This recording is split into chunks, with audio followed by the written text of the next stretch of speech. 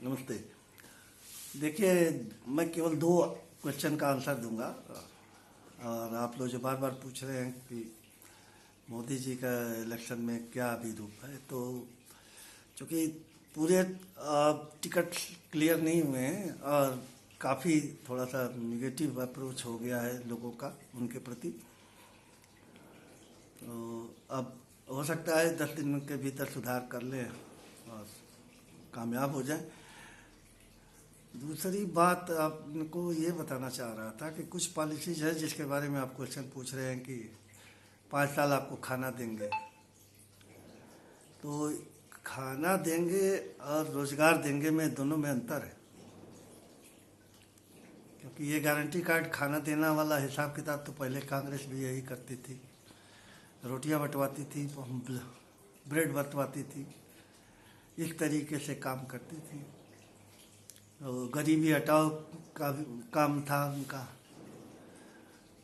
वो जितने दिन रहा राज किए। अब ये भी स्ट्रेटजी अगर ये बनाएंगे तो वो दिक्कत होगी, क्योंकि हम लोग के जो बच्चे हैं वो काफ़ी स्मार्ट हैं और विजडम काफ़ी फैल चुका है और they are connected with the international countries. Networking है तथा नेट से ही सारी इकोनॉमी कंट्रोल हो रहा है, विजडम कंट्रोल हो रहा है, इंटरेक्शन बढ़ रहा है।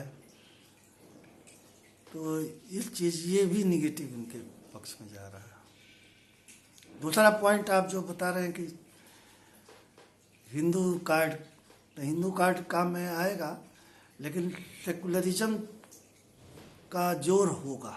लेकिन चूंकि अपोजिशन में कोई लीडर नहीं है, कोई स्टैंड नहीं कर पा रहा, उसके कई कारण है कि एक तो ये काफ़ी मैच्योर है और बहुत मज़े मजाए खिलाड़ी है, लेकिन टिकट चेंज करने में फंस गए हैं। और उससे अभी पोजीशन जो इनके आंकड़े आ रहे हैं वो 200 सवा 200 से ज़्यादा नहीं है।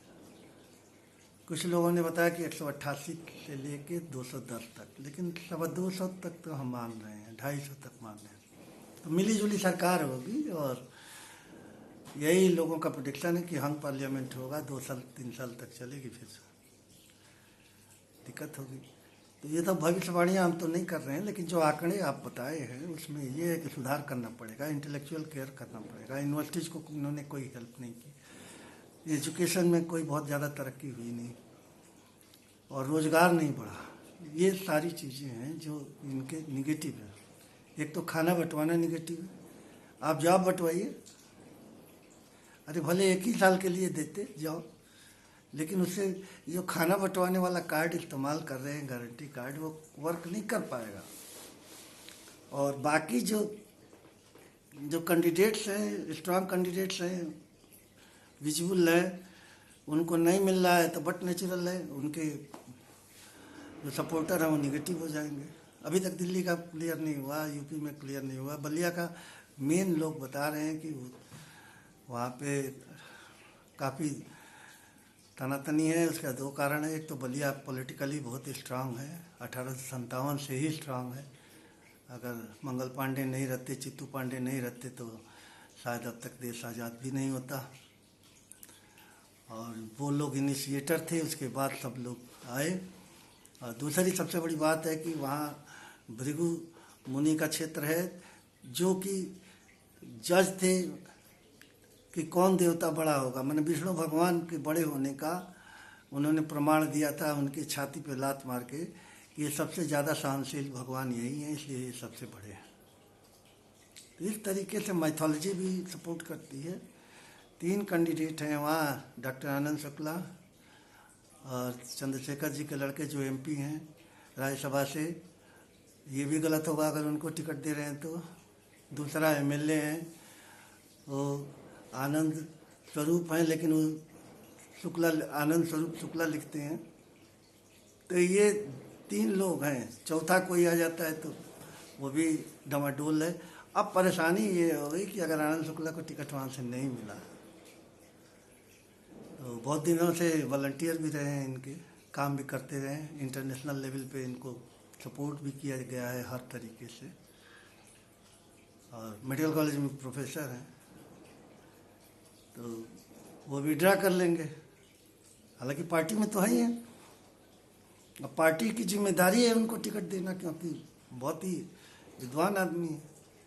ये सब सारी चीज़ें हैं और ये कुल मिला के मिली जुली सरकार बनाएंगे, कांग्रेस से मिल के बनाएंगे।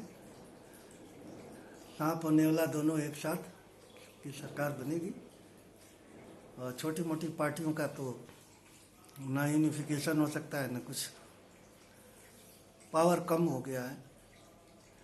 क्योंकि नेशनल लेवल पे बहुत ज़्यादा काम किया आनंद शुक्ला ने इंटीग्रेशन में। रशिया को सपोर्ट आनंद शुक्ला ने किया पुतिन के लिए। अफगानिस्तान में सपोर्ट आनंद शुक्ला ने किया। इजराइल की स्टेटमेंट नहीं दे पा रहे थे, ये आनंद शुक्ला ने स्टेटमेंट दिया सबसे पहले। अभी भी लगे हुए हैं कि फिलिस्तीनियों का मामला सुलझ जाए। उसके बाद तुर्की में अपना ये हेल्प के लिए नहीं भेज पा रहे थे, वहाँ आनंद शुक्ला ने स्टेटमेंट दे के भिजवाया। इस तरीके से कई सब चीज़ें हैं जिसमें देश की हैप्पीनेस खत्म हो रही है, प्रोग्रेस खत्म हो रहा है, चार्म खत्म हो रहा है। केवल मंदिर का वाला कार्ड नहीं अब चलेगा। मंदिर बन गया, बहुत पहले से था, उसमें कांग्रेस का भी हाथ था, सारे पार्टियों का हाथ था, पब्लिक का हाथ था, पब्लिक ने बनवा लिया। आप कुछ तो करते। तो ये सब चीज़ें हैं। अगर 2-4 दिन में क्लियर होता है, नहीं तो लोग बीजेपी से भागना शुरू करेंगे, इंडिपेंडेंट भी खड़ा होंगे और सरकार मिलीजुली होगी। 200, 250 या 250 मान लीजिए। अभी दीपक शर्मा ने भी बताया था कि 250, तो वो सही बताया था, क्योंकि मीडिया वाले सारे नाराज हैं। किसानों का मसला सॉल्व नहीं हुआ, प्रोफेसर्स एजुकेटर्स के मामले सॉल्व नहीं हुए, वकीलों के मामला नहीं सॉल्व हुआ, जजेज की भी परेशानी है, सेफ्टी नहीं है। तो अब ये सारी चीज़ों का समस्या अगर आपको करना है तो आनंद शुक्ला को आगे लाइए और उनको बनाइए। धन्यवाद।